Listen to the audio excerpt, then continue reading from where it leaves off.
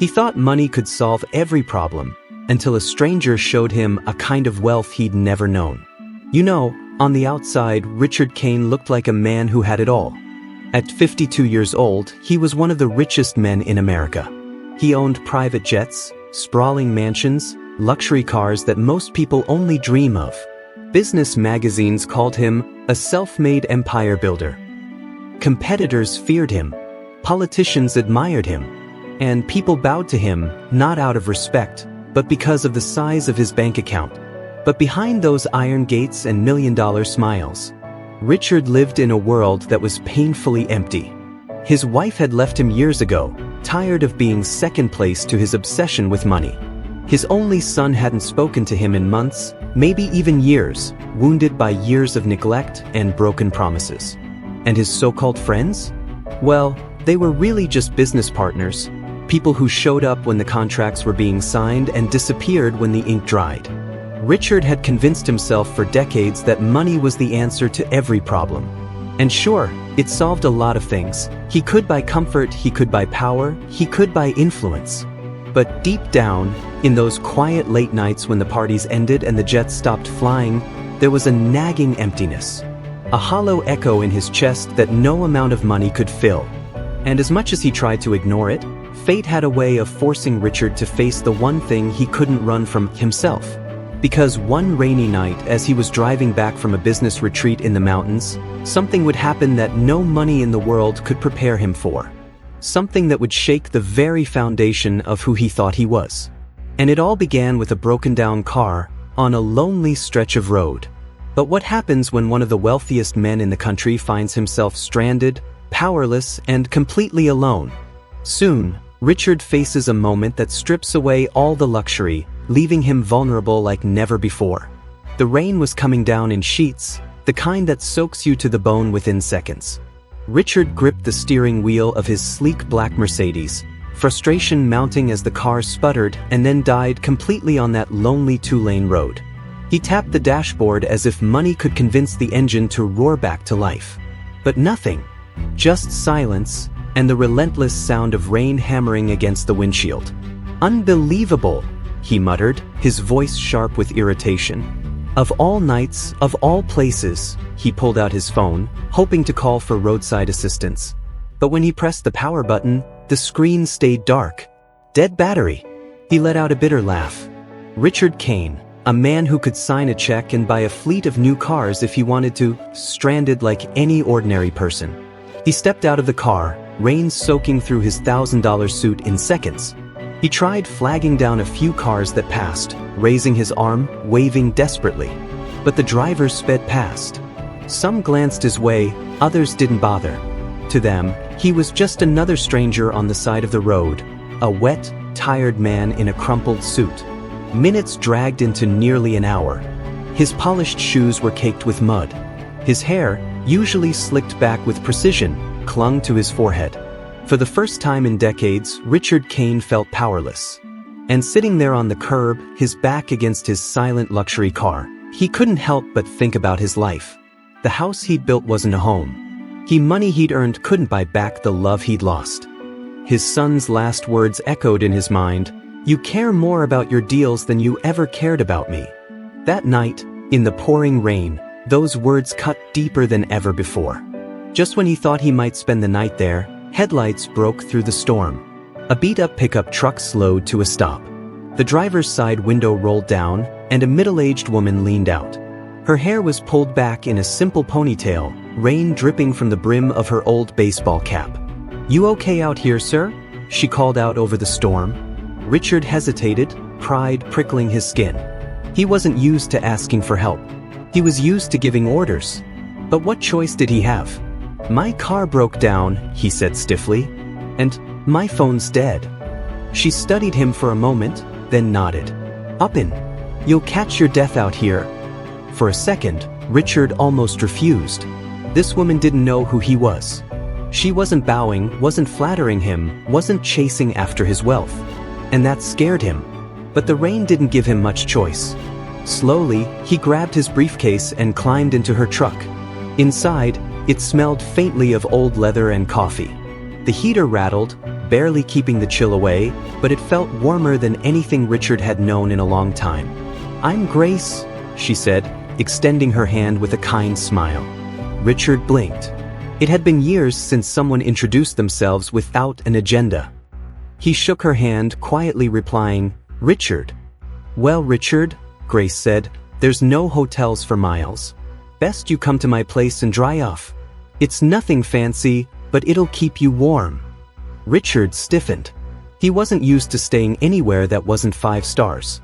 But as the truck rolled down the road, he realized he had no other option. And little did he know, the simple home waiting at the end of that drive would challenge everything he thought he knew about life, happiness, and love. But what kind of woman brings a complete stranger into her home without asking for anything in return? And what would Richard discover once he stepped inside her world? Grace's old pickup rumbled into the driveway of a modest single-story house. The porch light flickered, casting a warm but fragile glow against the rain. Richard stared at it through the window, uneasy. He was used to marble floors, high ceilings, and valet parking. This was different. This was simple. As they stepped inside, Richard noticed the faint creak of the wooden floors, the faint scent of fresh bread, and the clutter of a home that had been lived in, not staged for appearances. Pictures lined the walls, mostly of children, smiling wide, their innocence shining through every frame. "You must be freezing," Grace said, heading to a small closet. She pulled out a flannel shirt and a pair of worn jeans. "These were my husband's. He passed a few years back, but they're clean and they'll keep you dry." Richard hesitated, his pride bristling. He wasn't used to wearing another man's clothes. But then he caught her eyes, not pitying, not judging, just kind. Slowly, he nodded and took the clothes. In the small bathroom, as he changed, he caught his reflection in the mirror. For the first time in years, he didn't see the powerful CEO, the billionaire tycoon.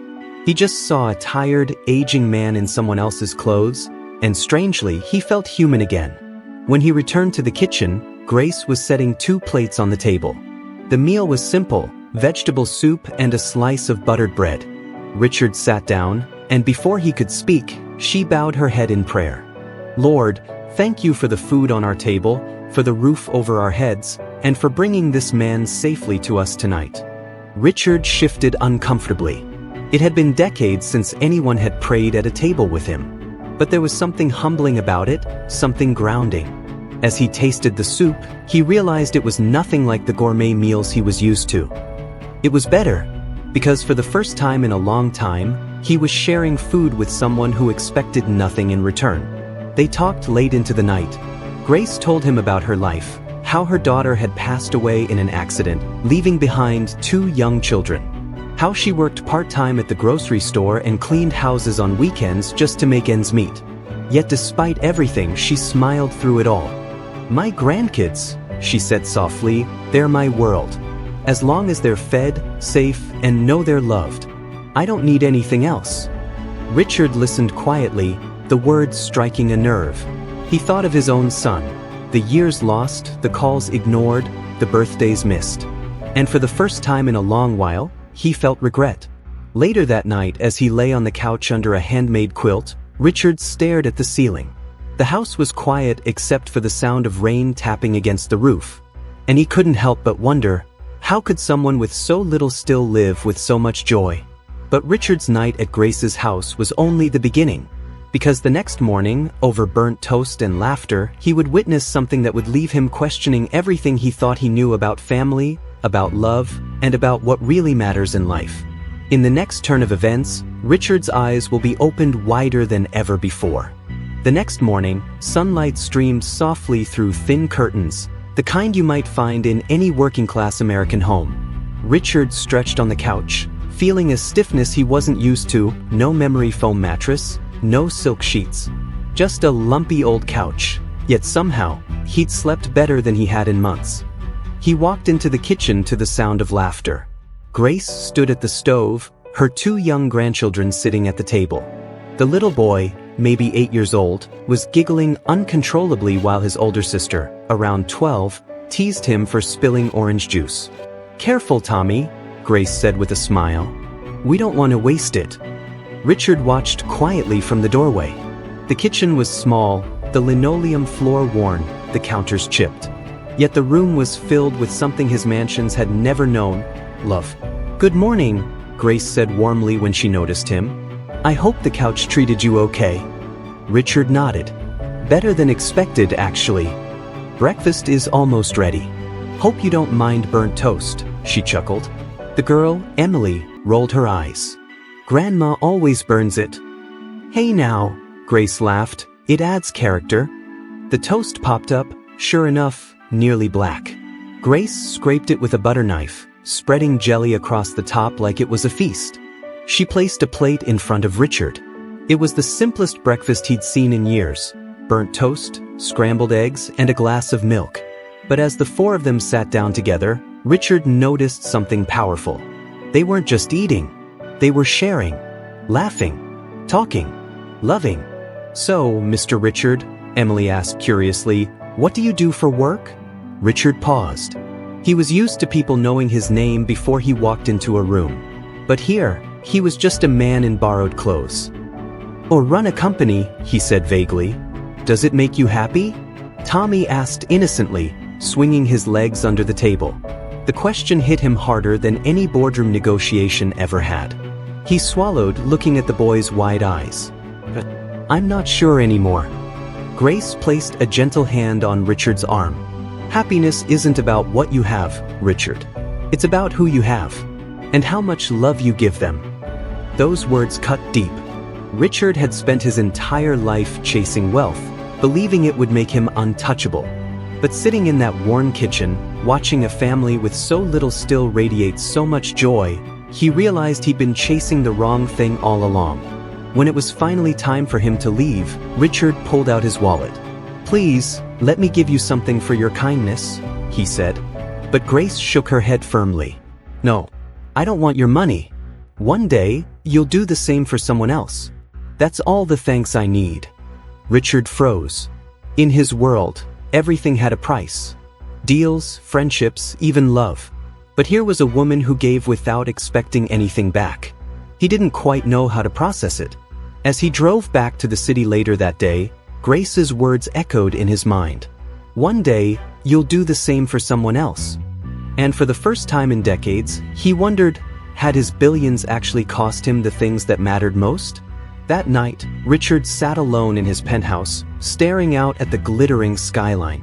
The silence felt heavier than ever. And deep inside, a decision began to form, one that would change not just Grace's life, but his own. But what does a billionaire do when he finally realizes money isn't enough? And how far will Richard go to repay the lesson Grace gave him that rainy night? And soon, we'll see how one act of kindness transforms a hardened billionaire into a man rediscovering his humanity. Back in the city, Richard Kane returned to his empire, but something inside him was different. The suits, the meetings, the boardrooms, all the things that once made him feel powerful, now seemed empty. For days, he couldn't stop thinking about Grace's little kitchen, the laughter of her grandchildren, the taste of that burnt toast that somehow felt richer than any five-star meal he'd ever had. One evening, as he sat alone in his penthouse, Richard made a decision. Without telling anyone, he quietly set up a trust fund for Grace's grandchildren. Enough to cover their education through college, enough to give them opportunities their grandmother could only dream of. But he did it anonymously. Not because he wanted credit, but because he finally understood her words, "One day, you'll do the same for someone else." And Richard wasn't done there. Months passed, and the changes in him became undeniable. He began reaching out to his estranged son, at first with hesitant phone calls, then with heartfelt letters. Finally, one afternoon, they met for lunch. It wasn't easy. There were tears, awkward silences, even anger. But little by little, Richard started to repair what years of neglect had broken. He also launched a new initiative through his company. Not another tax shelter or publicity stunt, but real, genuine philanthropy. He funded after-school programs, built community centers, and set up scholarships for kids who'd never had a chance. This time, it wasn't about legacy or recognition. It was about people. And every time he felt that old, ruthless version of himself trying to creep back in, Richard remembered that rainy night, the flicker of Grace's porch light, and the way she welcomed him in without hesitation. Months later, Richard drove back down that same road, but this time by choice. He pulled into Grace's driveway, stepping out not as a billionaire, but as a friend. Grace was in the garden, tending to her flowers. And in that moment, Richard understood something he'd been blind to for most of his life, that true wealth isn't measured in dollars or possessions, but in kindness, in compassion, and in the love we share with others. Because sometimes, the smallest act of kindness from a stranger can awaken the humanity we thought we'd lost, and remind us that love is worth more than all the riches in the world. Moral of this story: no matter how powerful or wealthy we become, life will always bring us back to one truth: what matters most is not what we have, but who we are when no one is watching. Kindness costs nothing, but it can change everything. If this story inspired you, make sure to like, share, and subscribe for more heartwarming stories. And remember, we're not just telling stories. We're changing lives.